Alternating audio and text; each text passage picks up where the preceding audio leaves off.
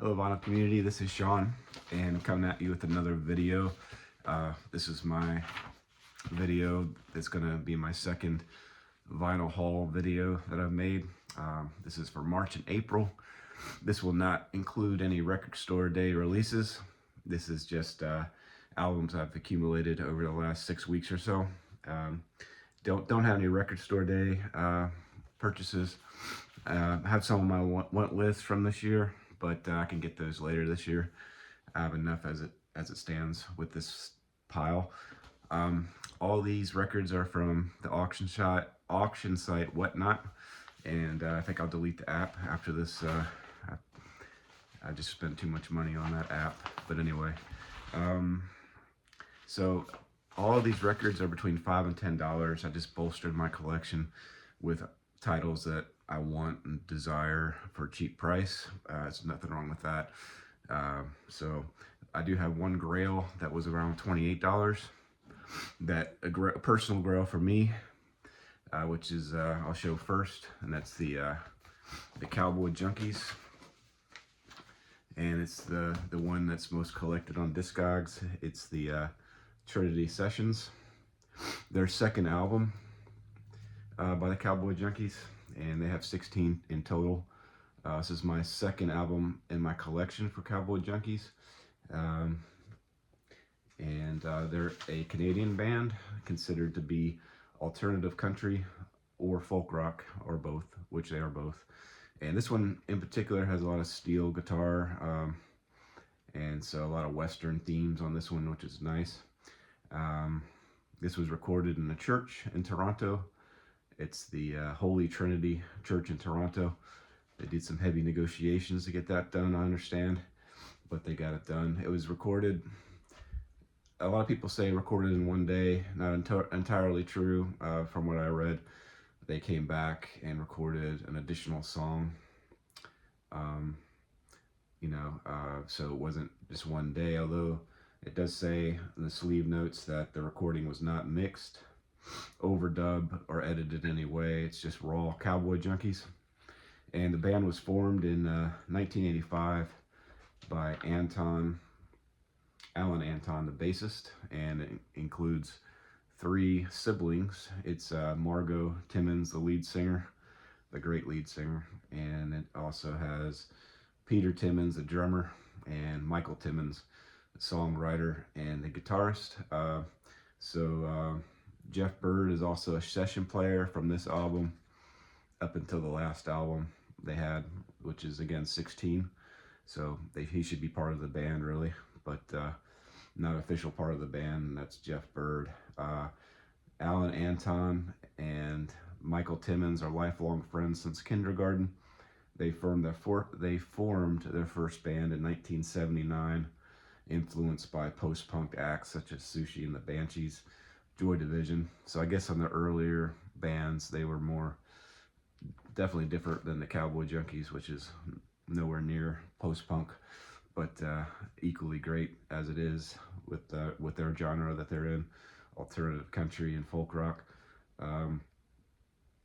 And let's see, this is one of 1001 albums you must hear before you die, the book that was published. Only got to 26th on the US Billboard chart at the time. Sweet Jane, of course, is the standout song, the most popular on this one. Got up to originally from the Velvet Underground, and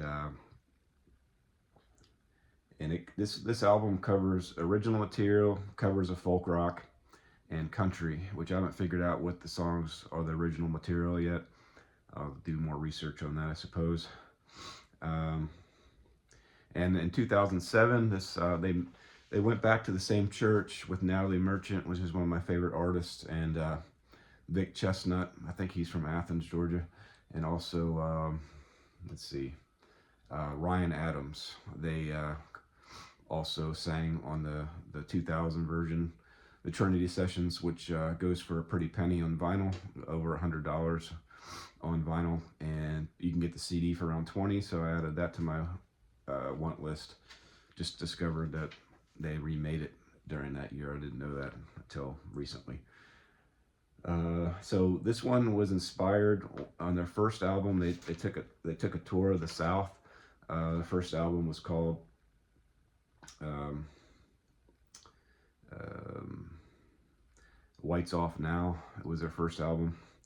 And when they were touring on that tour through the South, they inspired them to do the Trinity sessions.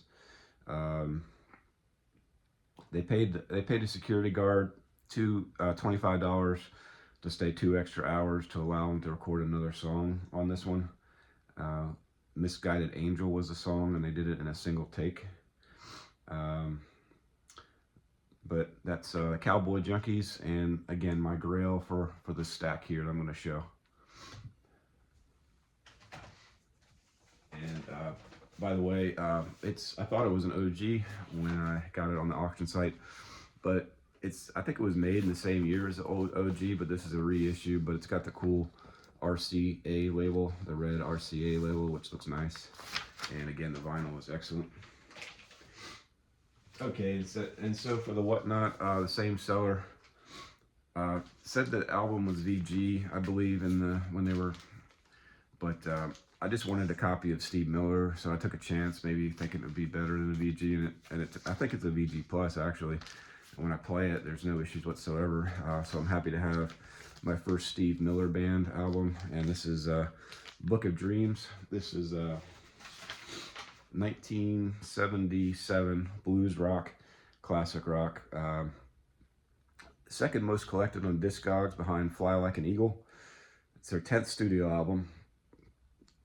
And I believe Fly Like an Eagle was their 9th studio album. So it's amazing to me that their most popular records were so late in their career. From what I understand, that the albums previous to number 9 and 10 were more psychedelic. I'd like to explore those records in the future, see if I like it just as much as these mainstream records at the time. So this one had 3 hits off it, and that includes Jet Airliner, which did the best in the United States, number 8 on Billboard, and got up to number 8.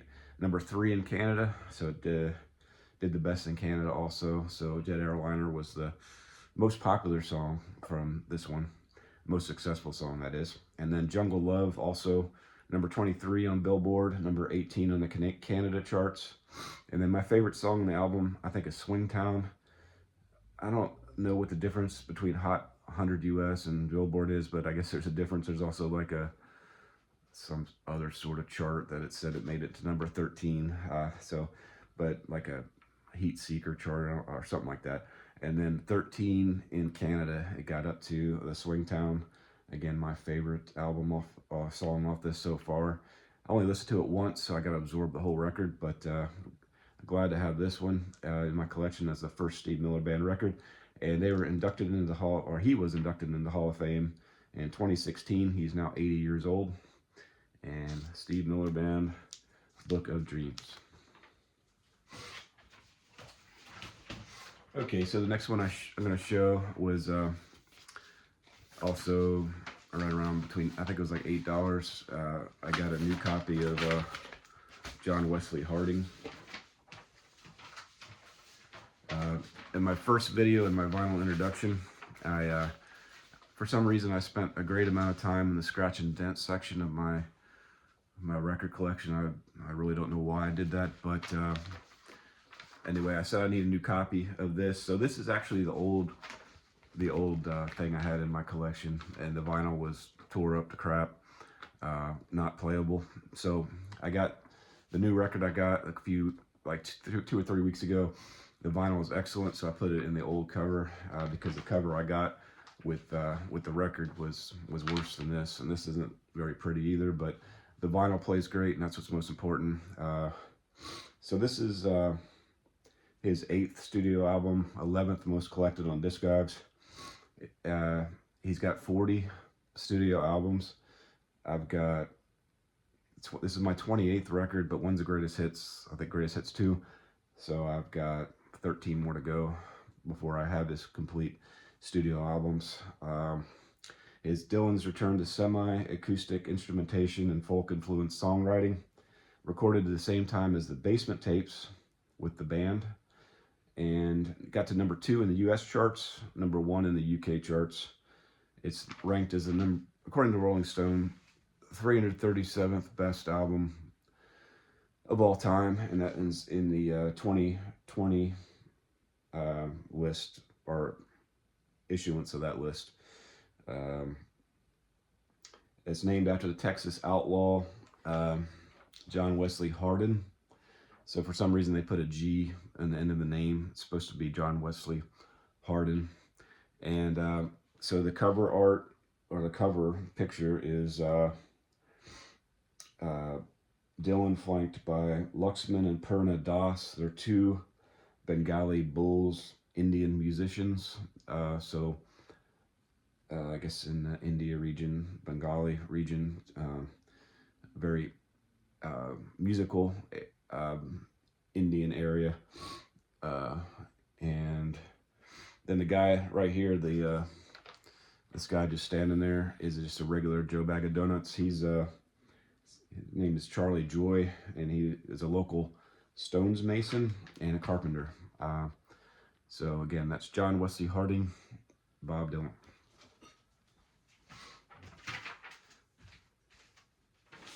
Okay, and then from another seller, I think I bought my main, I think the Dylan record was what I was after for the other seller. And then he had a really crappy cover of McCartney Ram, but then he was showing it on the video. He didn't rank it as VG Plus or anything like that, but it looked good on the on the screen, and it had the Apple label, and I was like, I don't have any Paul McCartney, I'll take a chance on it. I think I got it for like $3 and then 87 cents for the shipping, since I had another record that I bought from him. And so it's well worth it because it plays great. I played it, and it you know, no issues whatsoever. So I got lucky with this one, but I would have only been out $4 if it would have went bad. But this is Paul McCartney and Linda McCartney Ram, 1971. My first Paul McCartney record. This is the second record after the Beatles. The first record was McCartney 1970, I think, and this was 71. It's the only studio album with Paul McCartney and Linda McCartney as a wife-husband duo. Linda and Paul were deeply in love. She passed in 1978, cancer. Album reached number 1 in the UK and number 2 in the US. The Beatles band members hated it, talked crap about it. The critics in the time, especially in the UK, said it was a pile of garbage. That's part of it, I guess, from the band standpoint, was because they thought Paul was taking swipes at them in the lyrics. John Lennon said that Dear Boy and Too Many People was obviously directed toward him, and he didn't appreciate it. And then McCartney said that one of the songs, yeah, it was about you, John, but then he said the other song was, no, it was somebody else, some family member, I don't know. So I'm not sure which is Dear Boy or Too Many People, but and then Harrison and Ringo perceived number 3 song, which my cover is so messed up I can't even tell you what it is. I think it's called Legs or something like that, as a swipe against Harrison, Ringo, and also Lennon at the same time. And this album had Uncle Albert, Admiral Halsey. That single made it to number 1 in the US. Didn't do anything in the UK. And I played that. I like that song. And they said that it also has been recognized, decades later, as the critics now love this record. A lot of critics do. They said it's before its time, recognized as an early indie pop album. They really like it, and I like it too. And the other singles off this one were Eat at Home, but not released in the UK or the US, but made it big in the Netherlands and Norway. Number 7 in the Netherlands, 6 in Norway. And in the US, it received a lot of play, but it didn't get released, but it received a lot of airplay back in the day. And so that's Ram by Paul McCartney and Linda McCartney.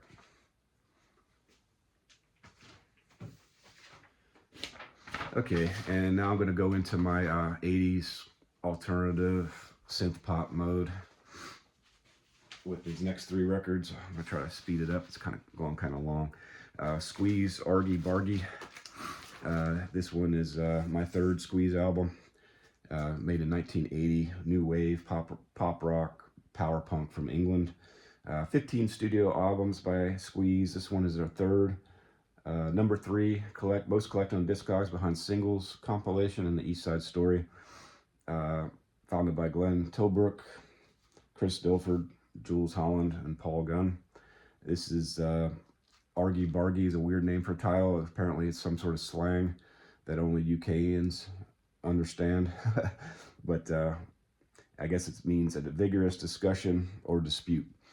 So Argy Bargy is not something that Americans are familiar with, apparently.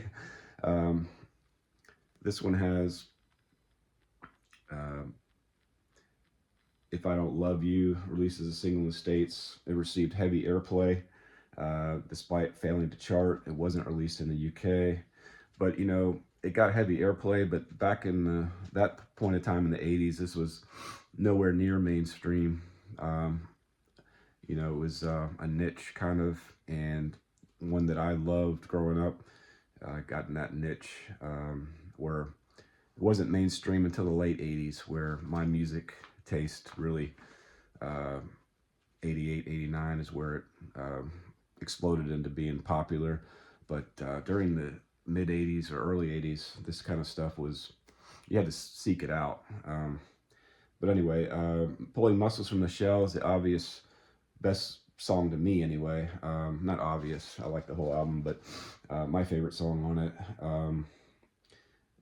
Got to number 44 in the UK, but the song didn't even chart in the US either. But again, popular college radio, new wave clubs played that song quite a bit. Farfisa Beat, not charted. Released in Denmark, Switzerland, and Germany. And I'm not sure, I guess it charted there, I'm not sure. The band's opinion of the song was not high. In an interview, Tilbrook conceded that the song was a filler track, and Chris Dilford concluded that the song's crap. But I like it, I played it, and I think it's good. And he also said it was probably just stuck on the album because it was up-tempo. Dilford compared the song's music to a kind of B-52's American club sound. So I guess he didn't think too highly of the B-52s. But anyway, so that's Squeeze, Argy Bargy. Okay, and then I did an Australian video that got a... that at the end of the video, I just listed all the Australian bands I don't have anything of. And this was one of them. This is Men at Work. This is Cargo, 1983, new wave, pop rock, Australian, of course. This was number 1 in Australia, number 2 in New Zealand, number 3 in the US, number 8 in the UK. I love the album art on this one. This one, they formed in Melbourne, Men at Work, in June 1979 with Colin Hay as the lead vocals, Ron Strikert on bass guitar, Jerry Spicer on drums, Greg Ham on flute, sax and keyboard, John Reese on bass guitar. This one, I guess it's not as popular as their initial Business as Usual, but I remember this, my cousin played this when I visited him in Virginia. He had this on tape, and I also brought it from my house, so we both had the same, with jamming out the Walkman with this one. We both liked it. Singles are Dr. Jekyll and Mr. Jive. It peaked at number 12. Overkill, that was a hit, peaked at number 3. It's a Mistake at number 6. High Wire, 23. This was popular at the same time as Business as Usual. And again, it came out in 1983. I think Business as Usual was 82 maybe. So incredibly successful albums from Men at Work, and I guess this was very popular. So I guess more of a poppy sound than maybe Squeeze, but it made it big. And I guess my favorite song is It's a Mistake, Overkill. Yeah, the releases, I guess, on this one that were released and made it in the charts are probably my favorites on this song, but the whole album's pretty solid, and thrilled to have it in my collection for a cheap price. Okay, I said I was going to go faster, but I'm not. This is Thompson Twins, Into the Gap, my first Thompson Twins album, and this one, I'm all over the place. This one is 1984 synth pop, fourth studio album from them. They formed in 1977 in Sheffield, England. Tom Bailey, Joe Leeway, and Alana Curry. I think they were married for a while, but then they split up. Yeah, they were married 1991 to 2003. They have 2 children. This was recorded in Nassau, Bahamas. I don't know what it is about the Nassau, Bahamas for early 80s alternative, because B-52s recorded their first 2 albums in Nassau, Bahamas as well. They changed their name to Babel in 1993, and that genre was, they changed from pop, I guess they consider this, well, synth pop, to dub influenced chill out, whatever that means. I don't know anything about Babel. I want to check them out though, now that I know that they later formed Babel. And they were only around from 1993 to 1996 before they broke up. And Thompson Twins are named after 2 bumbling detectives in the adventures of Tintin. Originally 7 members down to 3 for this album, and the one before, which was their other popular album. I can't think of the name. Number 1 in the UK and peaked at number 10 in the US. Hold Me Now, Doctor Doctor are the 2 main hits. Hold Me Now is 4 in the UK, 3 in the US. Doctor Doctor is 3 in the UK and 11 in the US. You Take Me Up was the most popular in the UK, and was number 2, and then 44 in the US.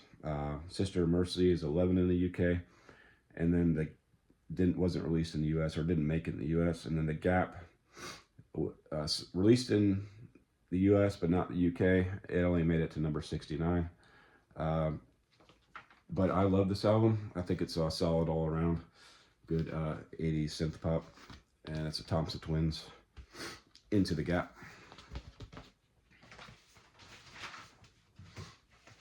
Okay, and then the next 2 records I bought for both myself and my wife. Cat Stevens, Matthew and Son. This is a compilation, actually. Matthew and Son on this side, and then this is New Masters on the other. And honestly, I haven't played Matthew and Son yet. I only played New Masters. My wife said, I wonder if the song Strong Enough to, is it Strong Enough to Be Your Man or something? It was a Sheryl Crow song.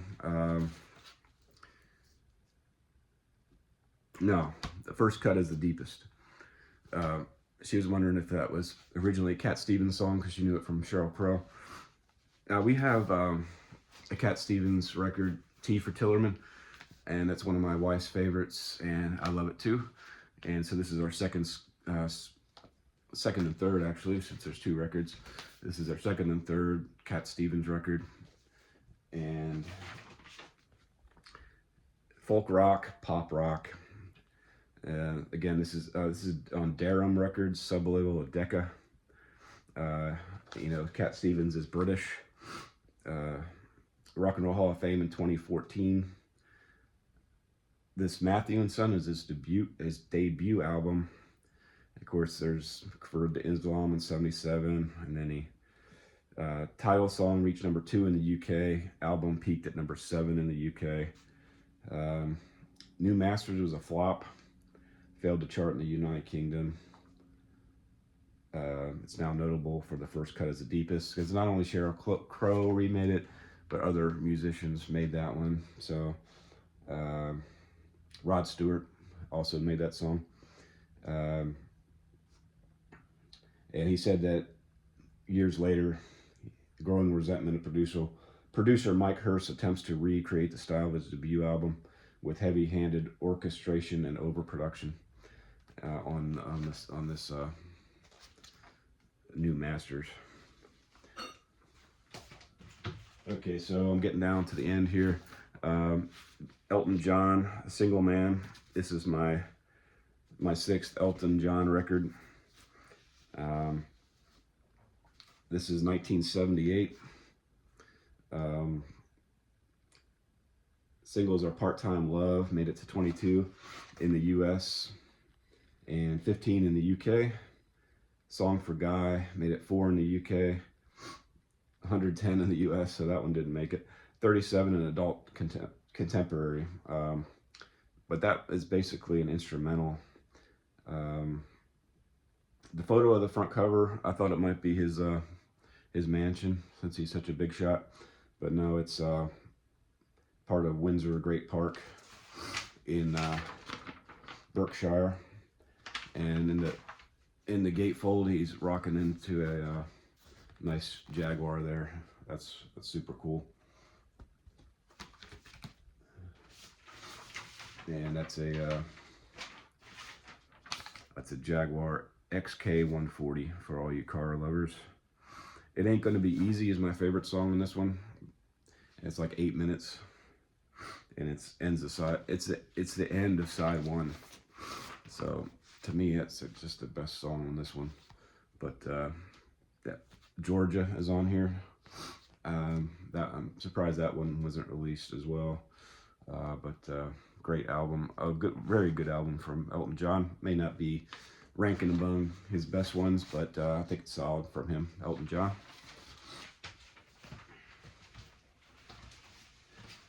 Okay, and then my last one I'm going to show is Los Lobos, my first Los Lobos record. How Will the Wolf Survive?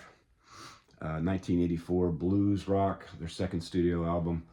They have 17 total, #1 most collected on Discogs, Mexican-American band from Los Angeles.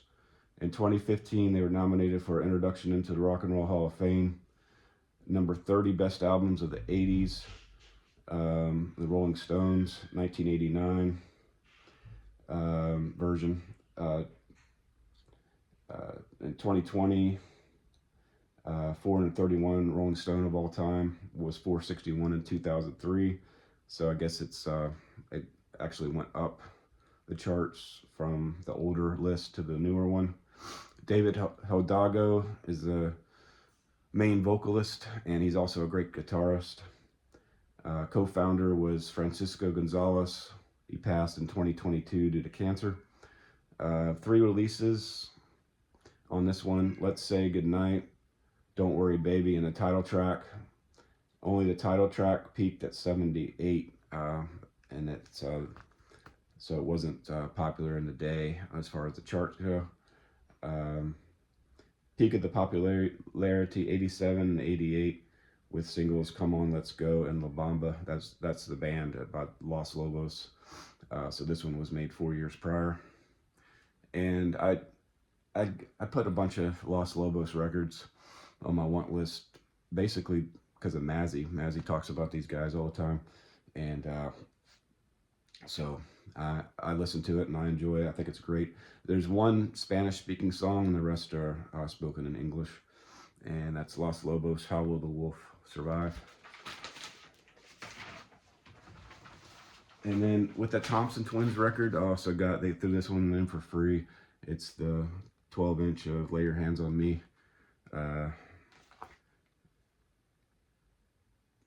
which is which is released on Here's to Future Days, but this is just the single, and it's got extended version on the other side.